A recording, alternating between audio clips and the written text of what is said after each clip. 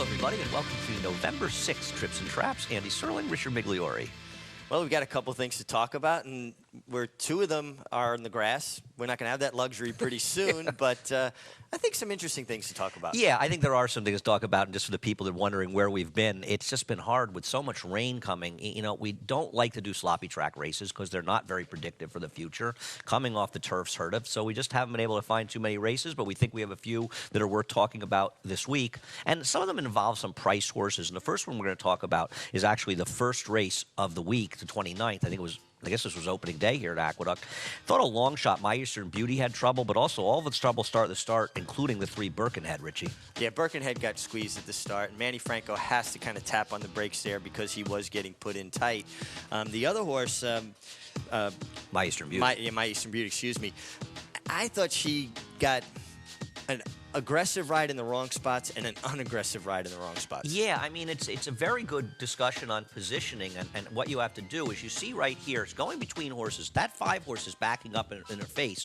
Birkenhead at least has gotten outside of it, but not the same for My Eastern Beauty, Richie. No, now she steadies here, but now what you have to do is drop your horse's head and allow her to get in behind the 2 horse before the 5 can come over and take your position, where you're going to see completely eliminated right there. Yeah, I mean, it's just a disaster. And what's interesting, and we talk about this because you can't really tell in the pan, and you used to talk about this for years when you were still riding, it all seems to happen at the break of the turn. And we'll show you the head-on, that's when it happens. He's hopelessly beaten here, and poor Birkenhead, because of the start, is never really in a comfortable position either in his 3-wide now, and sort of having to steady along a little.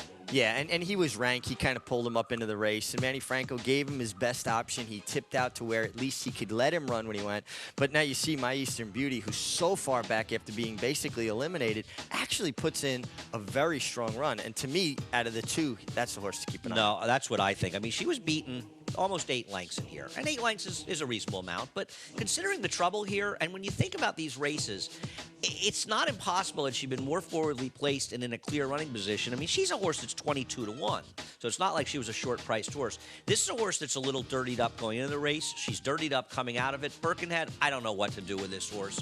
I mean, maybe she's okay, but I agree with you. I want this one, and here's the head-on. Well, and you can see the 4's not standing 100% correct. Even her legs are kind of splayed out behind. So she breaks in, bobbles a little bit. And yeah, exactly. Well, not quite as dramatic. But, you know, my point is you've got to really understand the horses around you and in front of you. Now, you've got a long shot in front of you. You're directly behind a long shot. You have to give yourself options. And right here, he's kind of, well, I'm just going to stay behind this horse. Duck to the inside of that horse. Get in behind the horse with the white, with the blue cap, and don't allow this horse to take your position now. And when he doesn't do that, the horse in red's going to drop over completely. Right at the break. Right at the break of the turn. And that's when we say you've got to make a commitment. You have to be all the way in there or all the way out of there. And he basically had the decision made for him. No, I agree. Well, it certainly didn't work out for him. My Eastern Beauty might be one to keep an eye on going forward, a big price to at least get in there somewhere. Now we'll go to the turf, and we're going to talk about a first-time starter, Wild Chatter, that both Richie and I thought ran extremely well. Yeah, this horse ran terrific. Broke a bit slow like a first-time starter will do. And a mile and a 16th is a tough, you know, going long first time is tough for a first-time starter. They've got to have a certain level of fitness.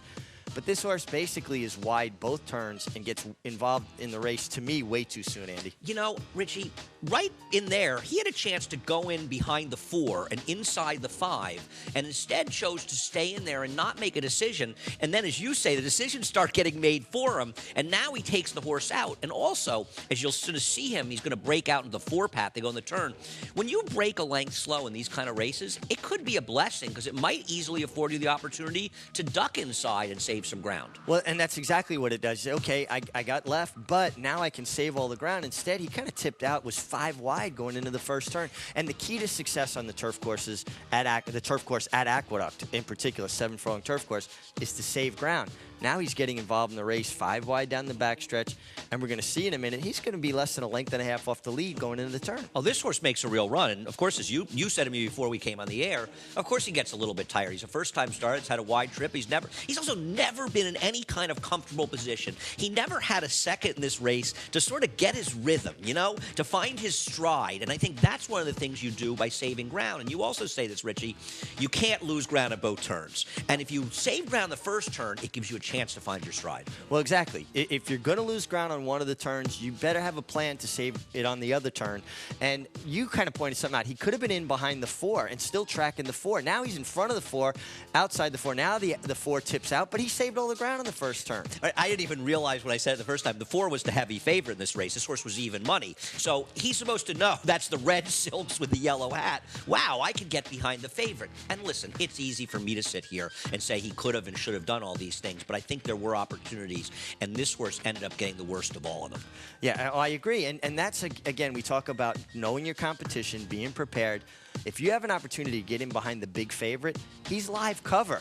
Follow him. He's probably going to get a good trip because he's going to have horse and he's going to make the gaps. Let him be your fullback and open the holes for you. And if it blows up in your face, you can say, well, I tried to follow the even money favorite. What else could I have done trying to save ground? I don't think you can get argued with in that situation. No, and also being mindful of the fact that you're on a first-time starter. He's going to get a lot more education out of a race like that than being tipped wide every step. No, he didn't get any education out of that race. He just got a lot of exercise, which may work well for him in the future. Looking forward to him again.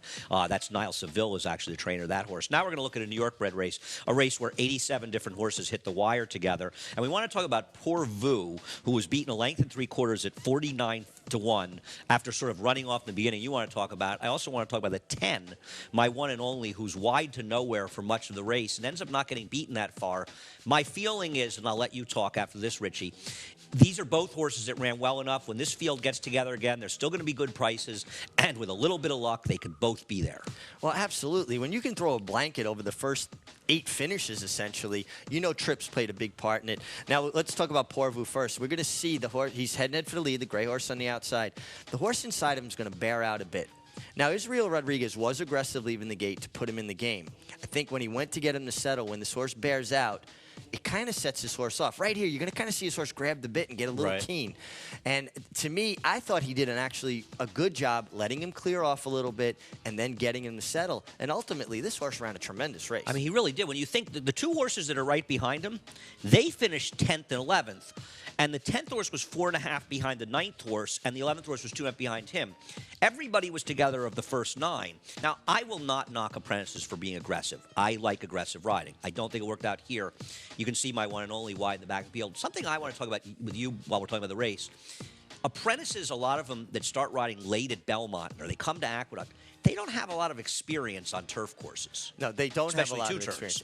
And riding the turf takes a different skill set than riding the dirt. You really have to think, and your position becomes such an important part of your game, and saving ground and saving horse. And it's a learning curve. And unfortunately, I don't think he has a tremendous amount of experience at it, but I like a lot of things I see from this kid. Well, at least, Richie, he got his position going forward. I mean, you know, obviously in a perfect world, if he sits back third and he rates behind them, there's an actual chance he wins this race.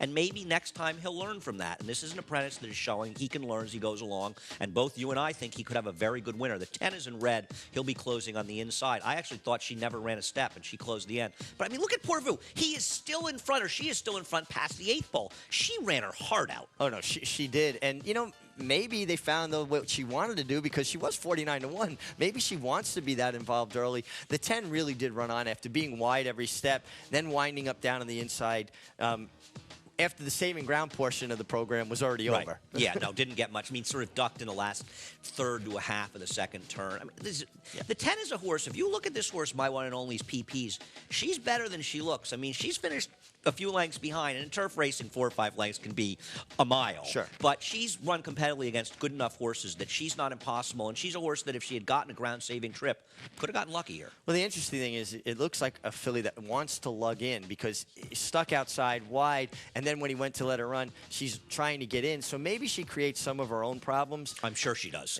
But that's why it's important maybe just going with the mindset, I got to get to the fence and stay there and just hope for the best. Yeah, you could get lucky with that horse, and I don't think you have to get lucky with Pour Vous. She just has to get the right kind of trip. That does it for this week's Trips and Traps. We once again can always use your help. It's Trips and Traps at NYRank.com.